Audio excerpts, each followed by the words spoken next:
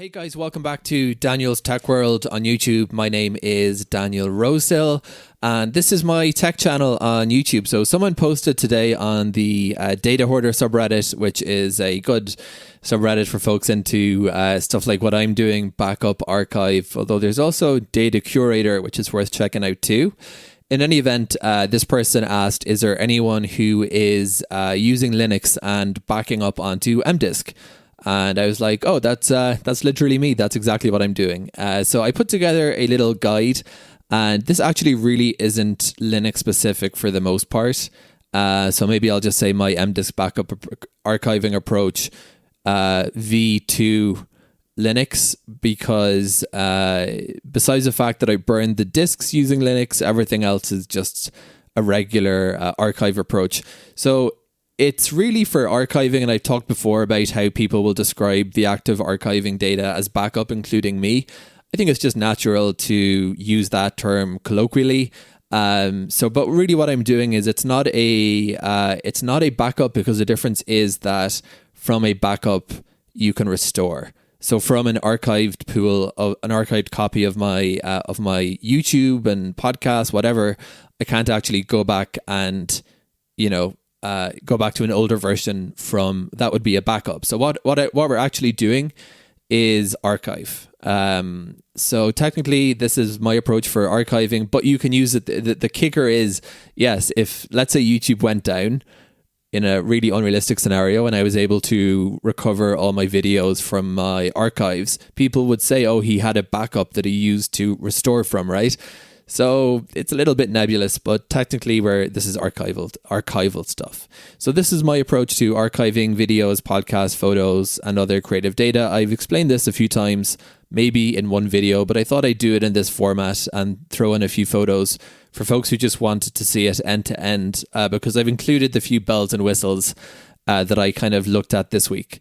So the data that I'm backing up is I have a few YouTube channels. There's this one and a couple of others. I have a couple of podcasts. I take some photos. I write some articles. You get the idea. I create content, but that's not unique to, I would say a lot of people are creating some kind of content that could be archived, whether they're a journalist or just more into it more casually. You might have that kind of data. So I used to do a lot of backups for my operating system, and I still do those. I take backup points on a system, but I've just realized over the years that this is really the only stuff that I really care about being safe. And that's actually how I came across the MDisc, because I saw that for cold storage or stuff you want to store yourself on physical media, really weirdly, optical media is still the best option, and the MDisc is the product that was engineered specifically for archival. There are also archival CDs and DVDs, which we've looked at before. My feeling is that it doesn't make sense to use anything except the MDisc for archival, because the archival CDs and DVDs have this nice little gold dual reflective layer, but the stuff on the inside is still azo dye. And azo dye is better than the other dyes, but you're still hoping that the dye will hold up. Whereas with the MDisc, the data is actually pitted into an inorganic layer comprised of inorganic nanomaterials. The only competition for the MDisc, in my view, is the old LTH Blu-rays. And I would say, well, why would you use something that is old stock while you can use something that's still being produced? So that's why I say that even if people think MDiscs are just LTH, it doesn't really matter, guys. That's my opinion anyway. It's still a good medium for archive.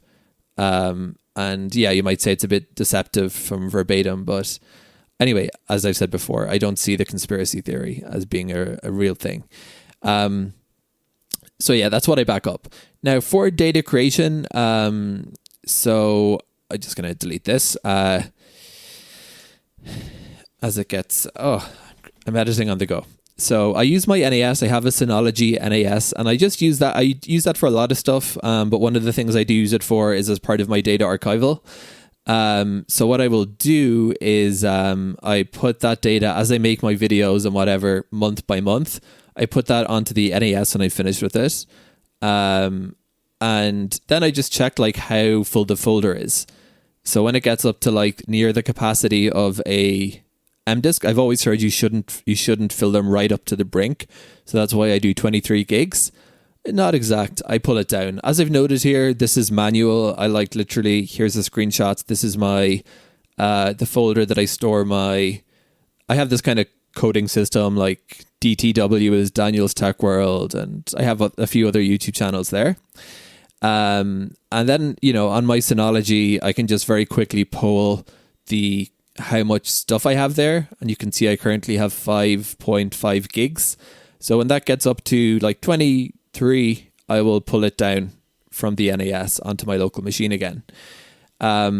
So then I create 2 MDiscs using K3B.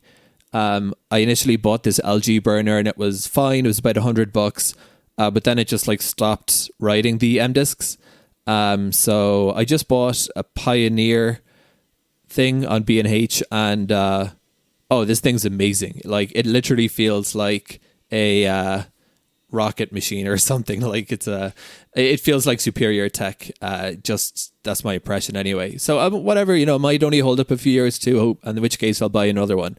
I don't see deprecation as an imminent threat for Blu-rays at all, actually. The floppy disk is still being used in applications, so I don't see the Blu-ray disappearing because it's very useful for archival. So this is one I bought. This is one I'm using with, and this just to talk about Ubuntu for a second. Basically, the impression I have is that everything should work because the writers are interfacing with stuff on a very low level from a hardware perspective. And the second thing is for MDisc, really all the Blu-ray readers on the market should be just fine. They do have ones that will say, we support MDisc. I think that's more marketing. They're like, we better just put that for the people buying MDiscs. But I had a chat with the MDisc inventor earlier this week, Barry Lunt, and he said that it was like not easy to develop this technology in such a way that the lasers would be the same, but they succeeded. So you have it from the source. Regular Blu-rays should be just fine. I don't really see much of a need for using MDisc DVD these days, but you could, and in that case, it's actually more important to look for an MDisc compatible DVD burner because they did have to change the lasers a bit, but for Blu-ray they didn't. Okay, so the thing I've added, and this is why I'm calling this guy V2 of my approach, is I discovered this software thanks to the data hoarder sub called VVV, and it's a really, really nice piece of kit. Again, this is Linux specific, but what you can do is just catalog the stuff that you create using VVV. You import what's on it and you save it, and then I just back up that file. I have a video about it showing what it does. So this way you can just write like something on the disk like A001. You write on the inset ideally. Don't put labels on the disk. You can put them on the jewel case, but don't put them on the disk.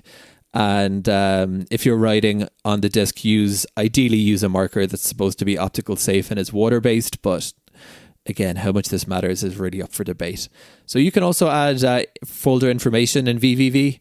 If you're using Windows, there's a software called WinCatalog, and they actually have space to record checksums, which VVV doesn't, which I think is kind of unfortunate, but whatever. Disk storage. So I do each burn twice. One is for my on-site storage, and I put these in jewel cases. I put those jewel cases in a box and I keep that out of the sun. That's it. Temperature, humidity, I think just definitely keep it away from like moisture or extreme cold and extreme heat. And I think that should be fine. So then the offsite copy, because I create 2 copies. So I put this in a little binder and I say for offsite transfer. And then I literally bring this in my luggage like once a year to a different continent. My in-laws' vacation home, and I have a bunch of jewel cases there, so I just like take them out of the binder and put them in literally exactly the same system I have at home, even down to the same storage containers because I bought them in bulk on Amazon. But you could also like post that. Technically this isn't ideal because you're only moving the offsite once a year, and that does bother me a bit. What you could do, because I work from home, I used to have a normal office job in a normal company. If you do have a normal job and you have 2 locations, or you're lucky enough to own 2 homes, that would be amazing because you could just store your offsite library in one home, your on-site library in another home, or your on-site library in your office and your off-site library at home. You get the idea. This is what they look like. These are the verbatim labeled MDiscs. This is my SAS data that I pulled down. I did another video about that. I also archive my SAS data just to be extra safe. This is my video backups. I've actually just filled up my first box, which is a very satisfying feeling. So every disk, and I order them according to the year, and I use little dividers that says 2002, 2023, start of 2023. I actually just use jewel cases for this purpose. And that's it, really. Usually the lid's on these boxes. So there's some other more advanced stuff I could be doing, but frankly, I'm not. So creating error correction code and parity data. We looked at that this week, and look, it's an amazing technology, and if you want to be very safe, why not do it? But my rationale is that, look, the MDisc is supposed to be good, and I just don't see the need. But if you want to be extra safe, absolutely, go ahead. DVD Disaster can create error correction code, and then you can save that either on the disk, which is probably more risky, or you can save that on your NAS or your computer. So yeah, like, why not do it? I'm just trying to keep my approach as simple as I can, relatively speaking. So then checksums again. I've heard from people that checksums on CDs is kind of there's no real advantage to it because the disk will just like fail all at once. I've heard this from people. So the checksums will say, okay, your file is fine, but the disk might still be just about to die. So, and then the other thing about checksums is, okay, if you run a checksum and you say, okay, this file is corrupted, but it's, let's say, a video that you can still play, does that really matter? You might just know from the video not being able to play that the thing is a bust. So I think checksums are really only helpful if you have some way of actually remediating the damage. And that's where parity data and error correction code comes in. And it's my understanding that parity can also be used to detect any rot. So if I were doing either of these, I would go for this approach and probably just skip the checksums. Or you can do both. Finally, there's disk encryption. So like if you're storing your offsite, I've often thought it would be a cool idea. I don't have any of my real life friends who are so geeky enough to be into this stuff. But if I had a friend who was, would oblige me in this weird behavior, I would store some disks on his house. He could store some disks in my house. We could do offsites for one another. I think that's a cool idea. But you might want to encrypt your stuff. In my case, I'm doing YouTube videos like this that aren't in any way sensitive and they're in the public domain anyway, so I don't bother. But yeah, if you're archiving your medical records or medical photos, for sure you might want to, even if you trusted the storage facility, just in case. So I did videos this week about 2 ways of encrypting your disks. One was using simple password protecting the archives. The other was a bit more sophisticated, creating a encrypted container and storing that on the disk. So, and this is just in Linux, and I'm sure in Windows and Mac, there are ways to encrypt, probably in the burning software itself, because it's, as a general rule, the burning software on non-Linux computers is far more sophisticated. So I'm sure that's pretty easy. And my thinking, I guess, would be, I would just kind of tend towards encrypting unless you don't need to. By which I mean, I would probably encrypt just to be safe, but you might not need to. You might not see the need to. So my concluding thoughts are, so this guy was like, I have a ton of stuff. I have like a terabyte. So we all know that the problem with optical is that the capacities are small. The biggest we have is these 100 gigabyte Blu-ray, 128 from Sony, but mostly it's 100 as a capacity. But even doing a terabyte, okay, it's going to require 10 discs, actually 20 discs if you're doing offsite. And I think everyone should do offsite. But, if each one takes 30 minutes, it's not the worst. When I had my old stuff on my NAS that I wanted to, when I got going with the MDisc, as I said, I think I just had a backup day. I just drank some coffee, put on some podcasts, and I just kind of got through it. I use the 25 gig Blu-rays, and people are sometimes like, why don't you use the 100 ones? The reason really is that it's to do with where I live. Basically, I can get these from Amazon very quickly, and if I order above the certain amount, they go to customs, and that takes a while, and they might be like, what the hell are these things? But most people don't have that issue. But another reason that I recommend them is because I actually kind of like, because I generate usually one MDisc a month, one 25 gig archive for all my videos. You can fit a lot of stuff on 25 gigs. Like, I'm only at 5 gigs, and that's probably 2 weeks of videos. So I actually kind of like the satisfaction, I have to be honest, the physical satisfaction of finishing another disc. And also another advantage is that the more discs you have, yes, there's more storage, but the advantage is that it's easier to find stuff. You know, because if you have a disc for just January 24, you can say, okay, I remember I had some video or some podcast, it was in January, so that's going to be in the January disc.